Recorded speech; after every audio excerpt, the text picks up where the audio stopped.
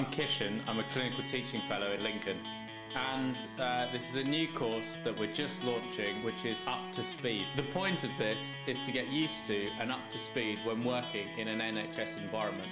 So there's a few familiar faces, some from this morning and some from before, so it's nice to see you. Before we get into the course proper, I'd like to do some introductions and icebreakers. My name is Tinuke Shokoya. I'm a staff nurse. My name is Carol Lazari. I am a locum staff grade in psychiatry.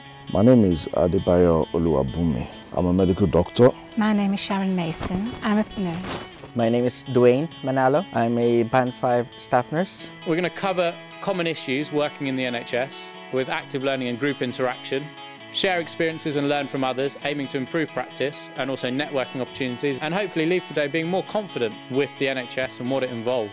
They are offering these courses that I think is unique. Nobody's doing the same thing. I've attended the program here today, which is an innovation. It's an incredibly challenging environment to work in, and unless you have certain strategies and mechanisms in place to cope with dealing with this stress, what's going to happen?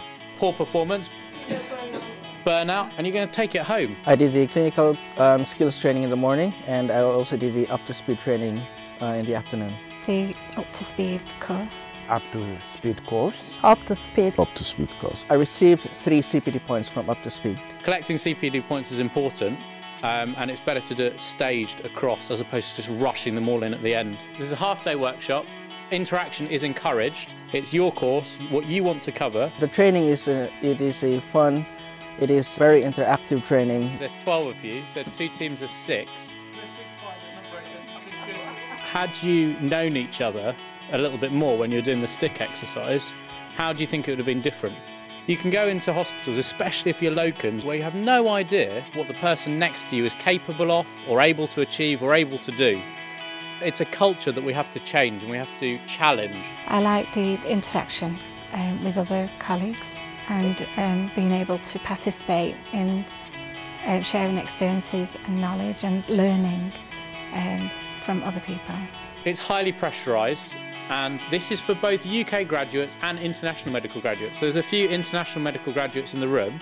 Let me assure you, you are not alone in thinking that this is a challenging environment. Your concern is to give the best possible clinical care to the person that's in front of you. The interaction is dynamic within the group. You have different people doing different job roles, so you have different inputs from different perspectives, and that gives you a better insight. A&E as an environment, what do you think? So busy, toxic, crazy, scary. Is this for patients or staff? We were able to discuss about issues happening within the hospital settings that are sort of concerns to me as an individual. How can you work with colleagues to reduce the chance of conflict occurring? What can you do? Move to another hospital. So if it's really bad, move to another hospital. Yeah, great. Carlo, that's fantastic. I had the possibility to go through sensitive topics. What stuff on the board that's blue would you guys like to cover and go over? I think conflict resolution is quite good. Resolving conflict. Dealing with difficult colleagues and difficult patients. Dealing with difficult colleagues, yeah. Bullying. Breaking bad news. Breaking bad news, okay. Yeah, definitely, we can do that. Me personally, coming from the private sector, I have no previous experience with the NHS. So the Up2Speed training provided me an insight how the NHS works within the system. I enjoyed networking and learning. I actually enjoyed learning and I feel more knowledgeable. So what about if it's under 16? The kid is under 16 and you want to give a blood transfusion, can the parent say no?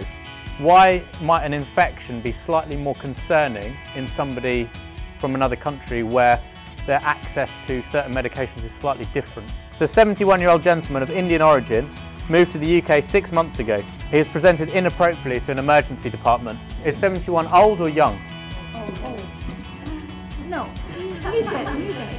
So, there's 2 types of age, physiological and chronological. I think at the end of the day, I could be able to provide nursing and deliver my care to patients more efficiently. I would recommend Up2Speed to friends. I would recommend Up2Speed to colleagues and friends. I will recommend because it gives them There's a lot to learn. When they come on the course, they will not regret it. I think this course is going to be an eye-opener for a lot of colleagues, friends, and I do think they really need to be part of it.